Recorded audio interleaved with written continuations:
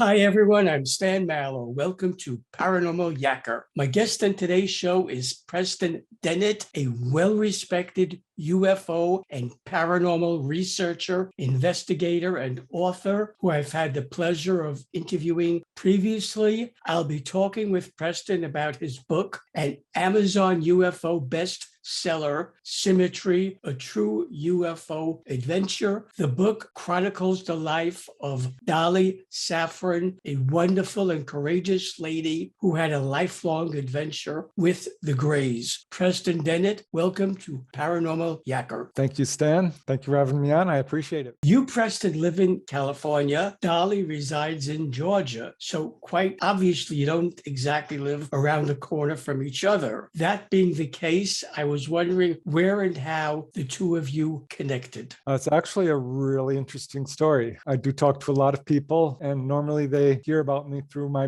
books, perhaps, or shows like yours, or, I go to conventions and people will approach me. Dolly, yes, a lifelong contactee, decided a few years ago that she wanted to go public with her story. And she actually talked to the ETs about it. And they said, "Are you sure? Now, this is kind of a big deal." And she said, "Yes, I think people need to know that this is going on." They said, "Okay, we totally support you." Dolly began a search for someone who she felt could do a good job. And this is sort of her first foray into the UFO field. She really had not looked into it, hadn't read any UFO books at all, not one. Started looking at the various researchers and was pretty disappointed.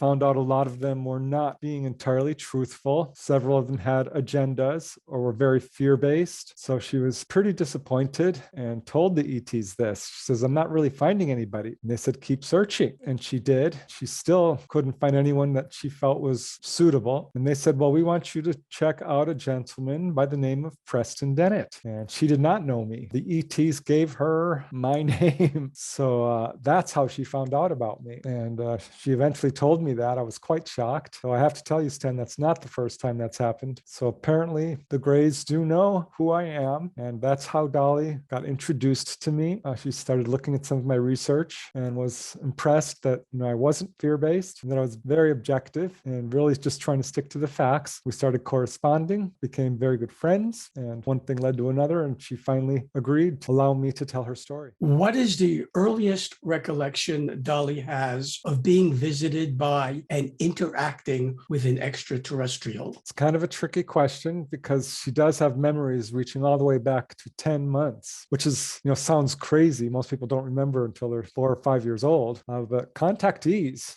I've heard this many times, often have very early memories. I mean, one lady told me that her first 3 memories was 2 animals making love, 2 dogs fighting, and seeing a UFO. In Dolly's case, that was 10 months. She remembered being pulled out of her crib, levitating, pulled up through the window. And it quite scared her because it happened again shortly after. And she developed this habit of sort of sticking her leg outside of the crib when she slept to prevent this. So while she didn't remember seeing any actual ETs, this is sort of when it started for her. And following this, from age 1, 2, 3, she started disappearing from the house.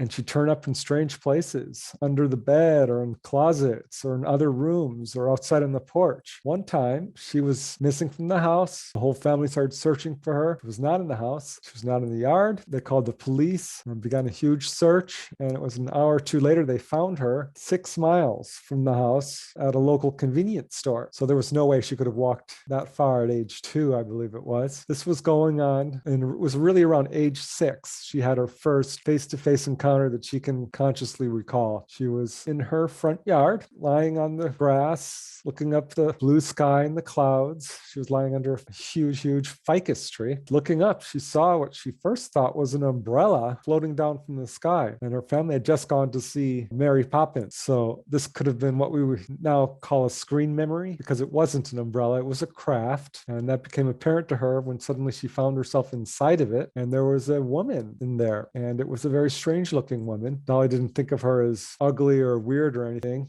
because, she's just a little kid and kids have no interpretations or prejudice. And Dolly described this being, this figure, just over 6 feet tall, very slender, wearing a jumpsuit type thing, sort of a smock, white in color. She was very very slender, had a huge head, very white skin, large eyes, no hair. So basically a gray, a tall gray. And this figure introduced herself, says, "You can call me Mama," and began to speak with Dolly and said that we are in contact with you. We will be reaching out to you later on. You'll be taking rides with us, and we want to know what you are interested in your life. If you are interested in working with us and learning from us. So Dolly was just a little kid. She doesn't remember the full extent of the conversation. That was essentially all she remembered. Next thing she knows, she's back inside. And of course, her mama was frantic and looking for her.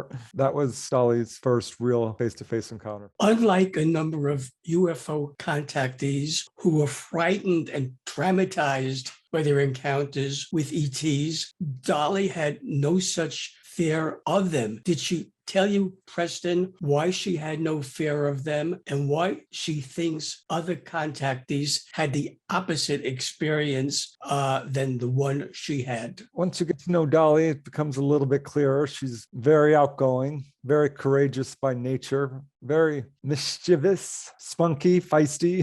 She's always getting into things. Used to drive her parents crazy. As a little girl, she lived on the edge of the Florida Everglades. She was always running around. She once got stung all over her body by hornets. She was outside once. She got struck by lightning. She's broken many bones, climbing trees and jumping off cliffs and things like this. She once got bit by a rattlesnake. I mean, she's always getting into stuff. She's got no fear. She runs towards danger, not away from it. It's just her nature. She comes from a military family. Her father is an airborne ranger, so that could be part of it. It's just sort of the way she is. And she was fearful in the beginning. Some of this stuff was very unusual for her. It's just her nature not to be afraid. And as far as other people, she can't really speak for them. Having looked into it, it became clear to her that we as a society are very fear-based. In fact, fear is a motivating force, a guiding force in a lot of people's lives. It guides our behavior. Everything we do is, based on, oh my gosh, is someone going to break into our house? Will I have enough money to pay the bills? How am I going to get through the next challenge? I think that is part of the problem. Our media is very fear-based. We're trained to fear. This has caused a real problem in dealing with the UFO phenomena, because when grays appear in your bedroom and they look quite different, and people are trained to fear anything that's different or unknown, it's the go-to reaction. I think that's why there's so much fear surrounding this subject. I find, Preston, that the title of your book, Symmetry, A True UFO Adventure, is a great one. How did you come up with that title, and what was your reasoning for calling it that? Initially, I had planned to call the book Dolly Among the Stars, which I kind of just loved the title. It's very descriptive, and I thought, that would make a great title. And we ended up using that for one of the chapters. I asked Dolly, this is really your book. It's about your life. If you have any titles, I'm open to considering them. And she did. It was a title she had discussed with the ETs, and she chose the title Symmetry. I thought, wow, that's a great word. Why did you choose that? Even though I already knew at this point, because she had used that word several times throughout our interviews when describing her experiences. Symmetry is sort of balance. How Dolly described her experiences was she learned that throughout the universe, there's life. Life on other planets is incredibly similar to what we have here on Earth. There are birds, there are fish, there are mammals, reptiles, there are pine trees on other planets. And there's an incredible symmetry to life throughout the universe. And it's not only life, but energy and the structure of the universe itself, the macro universe and the micro universe, all the way down to the atomic level with electrons and protons orbiting the nucleus. We have planets orbiting suns. And then genetics. Of course, there's genetics throughout the universe as well. So there's this real incredible symmetry throughout life in the universe. And that's really what motivated or inspired Dolly to pick that title. Yeah, I agree. It's a great title. Dolly was taken on board an alien spacecraft and examined by gray ETs. What did they look like? Were their features similar to what other people who had contact with grays have described, or were they different? They were similar, pretty much identical illogical what other people are describing. As Dolly grew up, age 6 was her first real encounter, but she hadn't connected the dots. When she had that encounter with Mama, she wasn't thinking aliens or UFOs. She's just a little girl. When it happened again, she was having a lot of missing time. That she'd see a UFO, and next thing she knows, it's an hour later and she's back inside. She would see UFOs, but didn't think they were alien spacecraft. She didn't know. And at the same time, at night, she would often find herself in a different place on what appeared to be another planet with huge trees and a light gravity and what we now know as grays, or on board a ship being examined. It really wasn't until age 14 that she had an experience where she connected all the dots. She had stayed up late watching the stars, finally went to bed. This is in 1973 on the edge of the Florida Everglades. Was in her bedroom looking out the window when she saw many, many star-like objects swooping down from the sky, 50, 100 of them. It amazed her, and she watched as a couple of them came swooping down towards her house. One went towards the Dadeland Mall area in Florida, and the other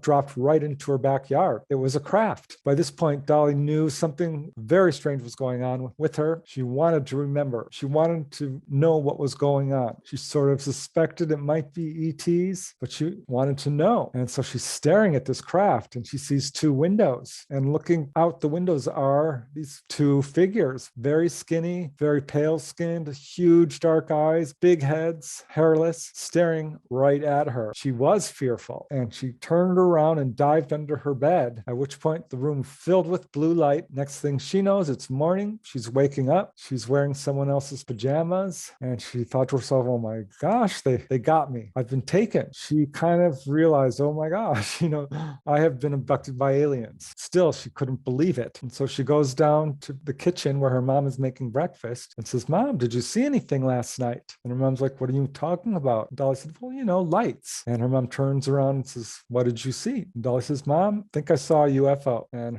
her mom became very sort of angry about it because she did not like this subject at all. It scared her quite badly. And she did not like it when Dolly disappeared from the house, which she was constantly doing. So she just said, no, and don't talk about it. The radio came on, started talking about UFOs in their area, that other witnesses had seen it, including 2 police officers. So Dolly got confirmation, and her dad walks in and says, okay, Dolly, I heard everything. What you need to do is go meditate. And that's what Dolly did. And long story short, over the next few days, she recalled everything. She recalled being taken on board, physically examined, and she saw Mama, the tall gray. She saw shorter grays as well, 3 to 4 feet tall, which she would later learn were AI, artificial intelligence, sort of androids, if you will, biological androids, robots kind of. And the ship itself was also conscious. And as she's taken on board, she's remembering all this. Mama's telling her, you remember me, right? You remember, you've been here before. And Dolly did. She suddenly started having all this flood of memories coming back to her. And it was still very upsetting. She was so distraught, she actually threw up. The ship, who she calls Talata, that's his name, that she sort of gave to him because she can't pronounce his real name,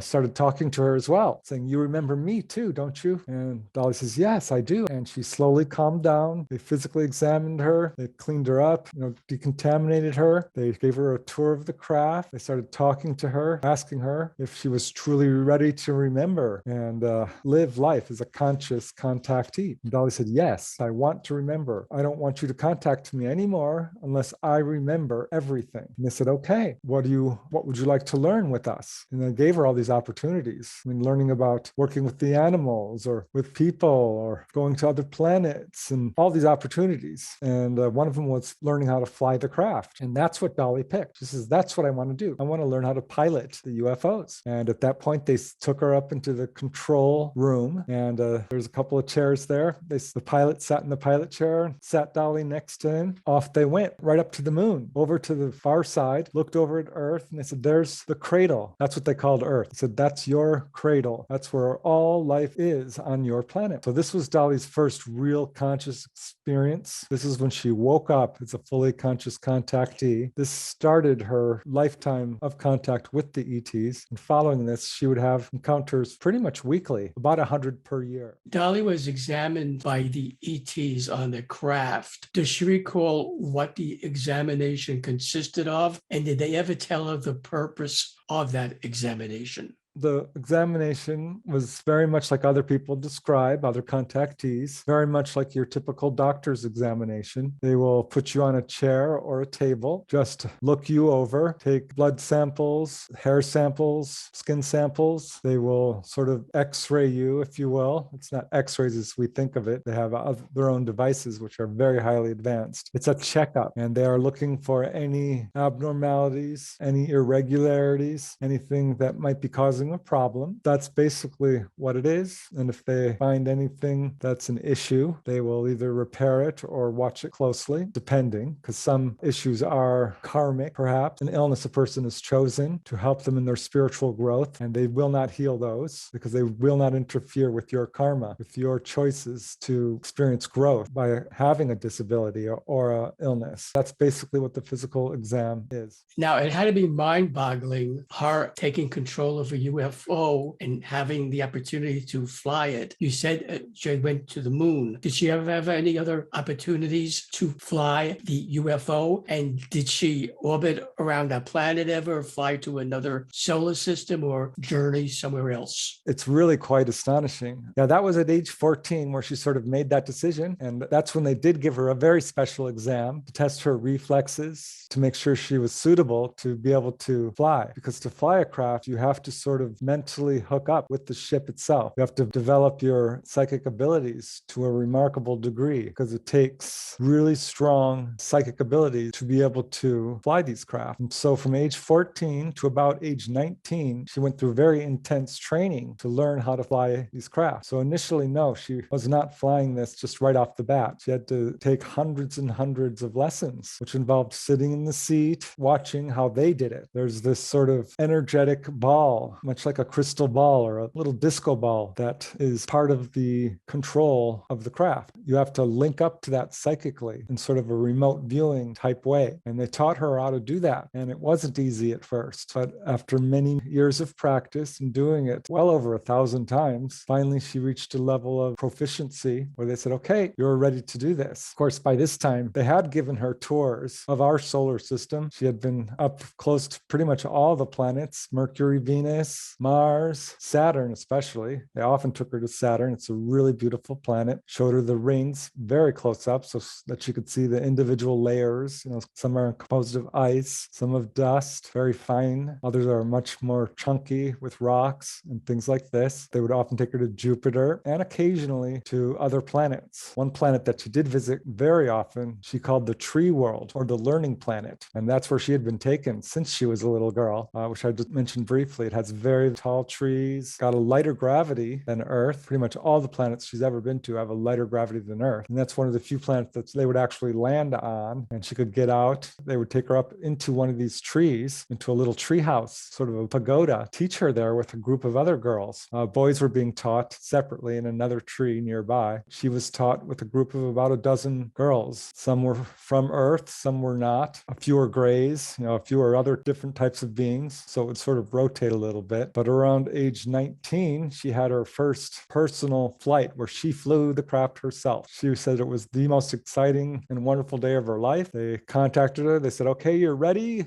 Take a bath, meditate. We're coming to get you to take your first flight. She says she didn't sleep at all that night. She woke up when the room filled with light. Two AI grays came into her room, said, are you ready? And she said, yes. Up they went, this, what she calls an energy beam. And they went into a small two-seater up into a larger craft, which sort of parked between planets where there's much less magnetic anomalies. And it's much easier to fly, say, between planets than over a planet. And she sat down in the pilot chair, brought up the little ball, put her hands over it, and connected to the craft itself. And all systems were checked, just like any normal pilot would do. She had the destination in mind. She knew exactly where she was going because they had taken her there before. They turned the systems on, and this opens up a dimensional doorway, sort of an energetic doorway. You might think of it sort of as interdimensional space travel. It's not a wormhole so much as it's sort of moving into a different dimension, coming out of the physical dimension just briefly, popping out, and then popping back in to a very distant location. And this was another planet very far away. She popped out, and it was a huge purple gas giant, and it just filled the entire screen. It was strikingly beautiful. And Dolly whooped with joy. She started crying. All the Greys were very much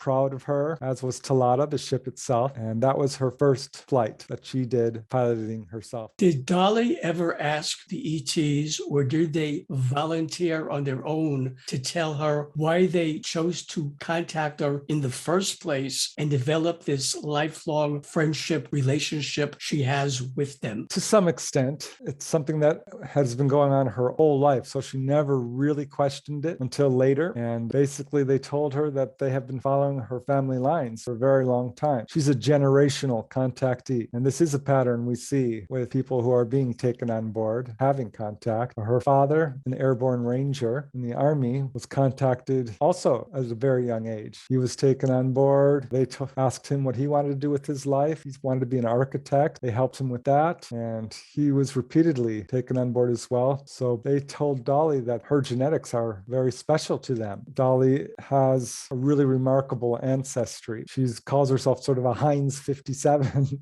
because she has really a wide variety of ancestries. She's part Caucasian, part African American, part Asian, part Pacific Islander, part Native American. The list goes on. She did have her genetics done and tracks back all the way to early humans. And she's directly related to a couple of the presidents. Jimmy Carter is a cousin. She's related to Dolly Madison, James Madison. This is something I've seen in other contactees as well. I think that is one of the reasons. Another was because of the life path she chose. She wanted to be of service. She had a near-death experience at a very young age due to mononucleosis and was taken to the other side. A figure there told her that you must return, but all your life you will be working with animals. It is your duty to care for animals and never forget this. And that became a very big part of Dolly's life. And this is something we see with a lot of contactees, is a very close connection to animals. I mean, she's had a lot of jobs. She worked as a limo driver, assistant manager for a Wendy's, a security guard at Wells Fargo Bank, a bookkeeper, a zookeeper, a part-time bus driver. She eventually became a nurse. She even worked for the Internal Revenue Service. She hated that job and left it and started working in the Army, actually, for the Department of Defense, DOD. She's got an incredible resume of service to humanity. And that's the kind of people ETs love to contact, people who are dedicated to helping others. So I think that plays a big factor. And her strong psychic abilities, because this is a huge ET agenda. They want to wake humanity up to our own abilities. It's crucial to our survival that we really start becoming more fully realized humans. Did the ETs Dolly communicated with say where they came from, why they are visiting us, and if they have a particular agenda for our planet? They told her that they come from the Orion star system. They did take her to their actual home planet, which Dolly will not name or reveal its precise location. So yes, they did tell her where they are from. As far as their agenda, they have multiple agendas. I already think I had a pretty good handle on it before I met Dolly, but after meeting her, it very much confirmed why they are here. And it's certainly not to take over our planet. It is not to eat people. It's not to scare or hurt people or anything like this. They're not using people for slave labor. It's just ridiculous, some of the stuff I hear, which is absolutely not supported by the actual cases. Their agenda is multifaceted. One of the main gray agendas is to heal people. This is something that's very well confirmed by the huge number of cases of people who have been healed, cases coming from pretty much every major researcher out there. So healing humanity is a major ET agenda. Warning us is also another big agenda. They are very, very concerned about how we're treating ourselves, each other, and our planet. They're very much trying to save us from destroying ourselves. So when anyone gets a message at all beyond, don't be afraid, we won't hurt you, it's along those lines of, why are you messing around with nuclear power? Why are you polluting your planet? You should stop using so many fossil fuels. There are other energy sources. Stop cutting down the forest. Beware of greed and corruption. You will destroy your planet like we did ours. They're very much concerned about that. Nuclear proliferation, of course. As I mentioned, another major agenda is waking humanity up psychically. And you can see that in the fact that pretty much all experiencers, almost without exception, come away from their experiences with very strong psychic abilities, such as healing, past life recall, out-of-body experiences, psychic reading, channeling, astral travel, you name it, even levitation. Dolly has physically levitated. I started looking into that because I found a number of of contactees who physically levitated. We can do amazing things, and the ETs are trying to wake us up to that. Another is the hybrid baby agenda. The Greys have done an enormous amount of space travel. Because of this, have suffered a lot from the gamma radiation in our universe, and this has caused them to have real problems with reproduction. In other cases, perhaps genetic manipulation to remove sort of strong negative emotions from their genetic stock. And so they're trying to reinvigorate their genetics. This is a theme I've heard from many contactees, and they absolutely made this very clear to Dolly that that is why they are harvesting genetic material from both men and women, why they ask some women to carry babies, hybrid babies for them. So that is another agenda. There are many, but the reason why they are doing this is because they look upon us as children, their brothers, their sisters. Another major message people get from the contact, from the ETs is we are you, you are us. We are one. There is very little separation between us. And I've heard this so many times from many contactees. I've written about this. To hear Dolly use those same exact words, you are us, we are you, was like, wow, here we go again. Our relationship to these ETs is far closer than people realize. We have a tendency to think about each other as us and them. It's them or us. It's us against me against you. No, it's not like that. The human race itself is one race. There are not different races. We've got, ancestries, but we are just one race. And it is not just on Earth. It's all throughout the universe. There are humans throughout the universe that look just like us, and some with minor variations. And there are humanoids throughout the universe. So we have Greys, but Greys are essentially human. We all share genetics. Praying mantis, tall whites, short blue beings, tall blue beings, light beings, cat-like beings, dog-like beings. We all share a common ancestry. We are all one. So they are just doing what they feel is ethical and moral duties. That's their sort of law. That's their code of life. If someone needs help, they will be there. And that is why they are reaching out to us. How has Dolly's lifelong relationship with ETs affected her normal everyday life with friends, family, and the people she worked with? It's had a profound effect on her life here on Earth. And the way Dolly puts it, she says, I'm kind of two different people. I live two different lives, because she spends a long time on board these craft going to this other planet. It's not just a quick trip and back to Earth. She will spend days, weeks, even longer on these huge mother ships on this, the tree world, the learning planet. Then she comes back and they are able to sort of drop her back right after they take her, because they've pulled her out of the time stream. When she's not on Earth, it's a very different life. She's communicating telepathically with the ETs. So there is no lying, there's no crime, there's none of the negativity that we deal with here on Earth. It's very much like utopia. She absolutely opens up. She feels much more natural there. That's her true self. And then she comes back to Earth, and it's very difficult for her because from a very early age this is happening to her. And she reached out to her mom, and her mom would absolutely not discuss this. Dolly's experiences caused a huge rift between her and her mother, one that was never repaired all the way to the day her mom died. So Dolly had a very difficult relationship with her mother. She did have a little brother, Bobby, who passed away recently, and he also had a lot of fear. It was apparent that he had had some experiences and certainly had seen Dolly having experiences as well. He wouldn't talk about it. The only one Dolly had to talk about it was her father, who was really absent quite a bit. Being a military employee, an Army Ranger, she was almost never there. And he made it clear that this was just not something we discuss. They did discuss it a few times, but generally, no, they didn't talk about it. So Dolly was left largely alone. Did reach out to a few friends or classmates, and boy, that did not go well. Finally did find a friend, turned out to be a contactee, but that was a short-lived friendship. A friend moved away. So Dolly was very much largely on her own, and as a result became a loner, somewhat socially awkward. She was teased mercilessly in school, picked on. She was somewhat tall, very much advanced for her age in terms of intellect, because the ETs taught her age, 6, 7, 8, 9 at a college level. So by the time she was in grade school, she was very advanced in her knowledge of physics, astronomy, history, all the sciences. And then she's dropped into, grade school, and they're going 2 + 2 is 4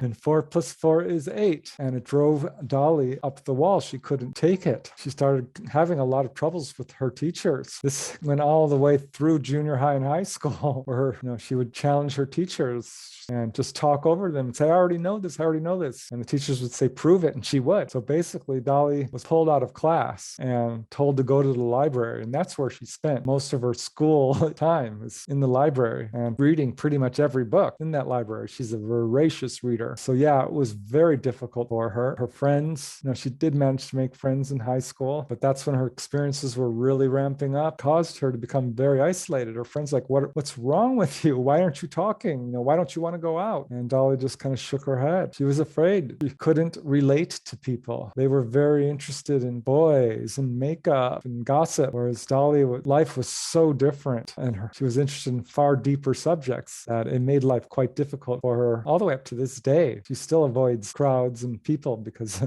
she's also wide open psychic. So she can hear what people are thinking and has very strong psychic abilities. She sees ghosts, can do all these things. And that also freaks people out. It has made her life difficult. It's a trade-off for the amazing adventures she's had. She wouldn't trade it for anything. But yeah, it has not been easy by any means. For most of her life, Dolly kept her encounters with ETs a secret. What motivated her to open up about it now at this point in time and agree to tell you, Preston, and therefore to the world through your book Symmetry, the truth about the UFO presence on our planet? There were several motivating factors because she did it at great personal risk to herself. She's under constant government surveillance. She has had attempts on her life, kidnapping attempts. This is not being done out of a search for fame or fortune, but she started to get some exposure to the media in terms of how this subject was being treated. And she hadn't read any UFO books, couldn't avoid it. By the 80s and 90s and 2000s, the subject was becoming increasingly popular. Each glimpse she had at it, she was horrified to see how this subject was being portrayed as nefarious, as ETs kidnapping people against their will and doing horrific experiments on them and so forth, because that was not her experience with them. She couldn't understand it. She's like, what is wrong with people? This is not what's happening. She felt the entire phenomena was being badly misrepresented. And that became a primary motivating factor. As the ETs continued to educate her, they warned her that our planet is going through major upheavals that could result or will result in an existential crisis at some point, meaning there could be large loss of life. This is something I've heard from many contactees. This is their message again from the very beginning. So this was another primary motivating factor. She loves humanity,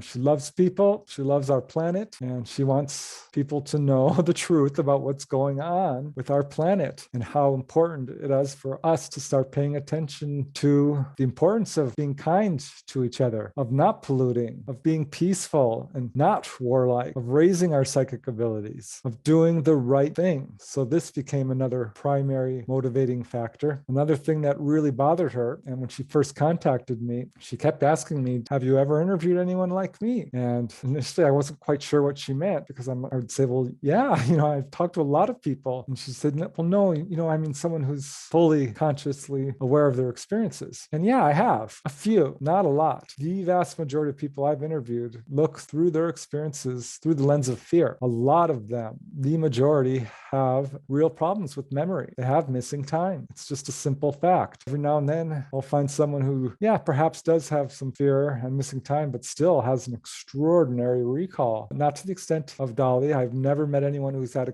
more extensive experiences than her, nor have I read about anyone. There are a few cases which come close. Betty Andreasen, her experiences are very extensive, though were largely recalled through hypnosis. Jim Sparks is another conscious contactee whose experiences are very extensive. But really, I've never met anyone like Dolly. As Dolly opened up more and more, because initially she did not. She was very reluctant to fully open up and say, I've been to other planets and I've had all this stuff happen to me, because I think she didn't want to be ridiculed or disbelieved. Finally, she did open up. Another motivating force to really, I think that encouraged her decision to go public. But she knows there are other people out there like her, because when she was doing pilot training, she met these other people. She would talk to them. And one lady is like, from Canada, and another's from Florida, another's from Australia. They're all over the world. She talked to them. None of them were going public for obvious reasons. Many of them are under government surveillance. Some aren't and want to keep it that way. And they all have families, they have jobs, they have lives they want to lead. That if they were to go public, this would very much disrupt them, their normal life. But there's an army out there. This is not just a few people like Dolly. It's not even 100 or 1,000. It's closer to hundreds of thousands, 1 million. The number of people who've been contacted is far greater than people realize. According to Dolly, pretty much everyone on this planet has had some level of contact to some degree or another. And at least 1 in 40 people have been taken on board, 1 in 50. So this is very common. So this is another motivating force. She wants to go public to encourage others to gather the courage to tell their story and overcome this stupid cover-up, overcome the ridicule and skepticism that is still sort of retarding the progress in this field. So those have been the primary motivating forces to sort of correct the errors, the misrepresentations in this field, to warn people of the challenges our planet is facing, and to help end the cover-up and to encourage others who are having these encounters to come forward. Should viewers of Paranormal Yacker want to purchase Symmetry, a true UFO adventure, could you tell me, Preston, how they can do that? The book is available on Amazon or other online retailers. I do have a website as well. If you'd like to read an excerpt of the book or any of my other books, you can go to my website, which is prestondennett.weebly.com. Just punch in my name, it should take you there. I'm also on Facebook and Twitter and Instagram. I also have a YouTube channel where I'm putting out my research, and I'll be putting out some of the stuff Dolly has shared as well there. So yeah, this is an important subject. I really have to commend Dolly for having the courage to step forward. It has not been easy for her, but I think it's really important that she did this, and I really hope other people find the strength as well to come forward. Preston Dennett, I thank you for being my guest on Paranormal Yacker. You are an absolute delight to yak with. Thank you. Thank you, Stan. It's always a pleasure. Hi, everyone. I'm Stan Mallow, the Paranormal Yacker.